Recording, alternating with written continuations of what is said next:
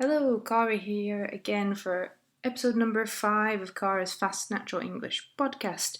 So, continuing on the Japan theme, I promised you last time a few tips for traveling in Japan.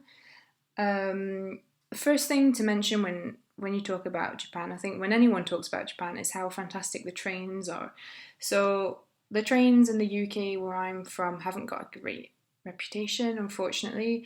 In France, the train network is really pretty good. You have high speed trains, and then in Japan, like they're just the winning at trains. Like they have the best trains in the world. And if you're a foreigner, like a tourist, and you go to Japan, before you leave, it's a really good idea to get hold of a Japan Rail Pass. So this is like only available to tourists, to foreigners, to people from outside Japan, and it like you pay a certain amount for the number of weeks you need, 1, 2, or 3, and then you get like unlimited travel on the Japan Railways trains. There are just a couple of exceptions, but it's really useful, especially if you did a trip like we did, where you go from like city to city, and that means you can like cities that have a big distance between them. So, for example, Tokyo to Osaka, that takes a few hours, and so with the Japan Rail Pass, you can go on a high speed train and it works out a lot cheaper than buying each ticket individually, and you don't need to worry about buying tickets. You just need to show your pass in the railway station, and the trains are so comfortable. Like I had some really good naps on the trains because the seats were just like lovely. So the trains are just fantastic, and in the train stations there are staff everywhere. Everything is really well signposted in English and Japanese, and sometimes also in Chinese and Korean. And basically, if you do make a mistake, you can ask someone, and they're very helpful. And yeah, I mean, you can't really go wrong. Like if you take the train in Japan, you will have a good experience. So that's definitely recommended as a way of getting around.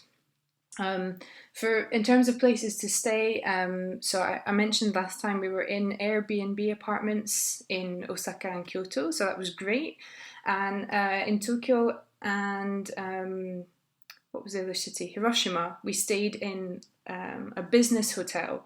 So like they're not the most kind of like romantic hotels, but they are generally like really good value and in convenient locations. So yeah, I really like staying in those places. So I think they're a good option if you're traveling in Japan.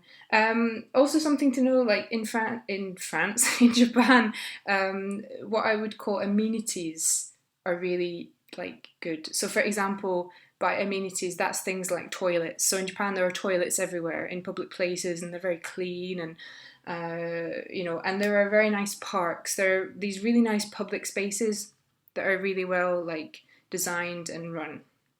And generally in parks you also have toilets. That makes sense, doesn't it?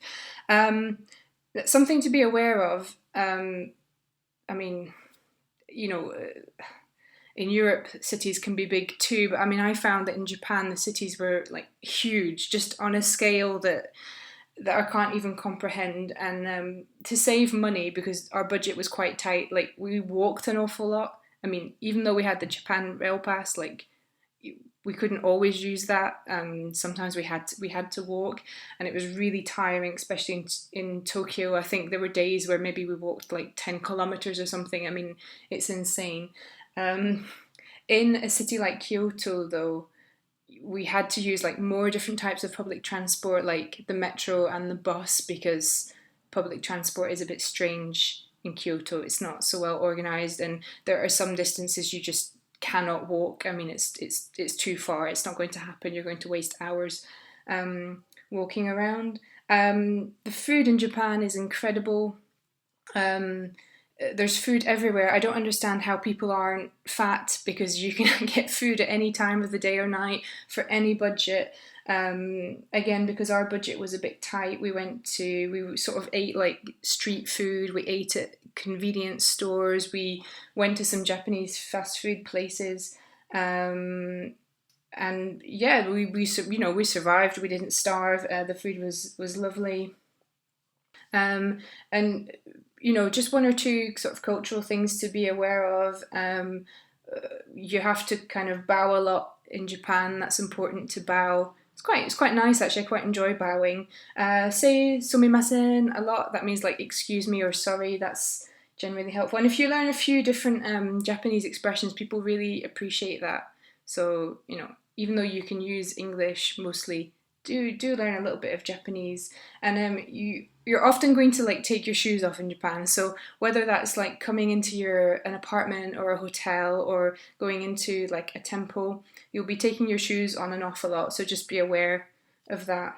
And we found just in general Japanese people were really polite and helpful. And outside of Tokyo, generally, like people would just come up and talk to us. They were curious about us and they wanted to like ask us why we were there and what we thought of Japan, and we thought that was really lovely. That was really nice. So we were even able to connect with people. So if you're thinking of going to Japan, don't hesitate. It's a fantastic destination. There is so much to do, and it is so like easy to travel, to go there and to get around and to enjoy it. So if you are thinking of going, then just go and follow my tips.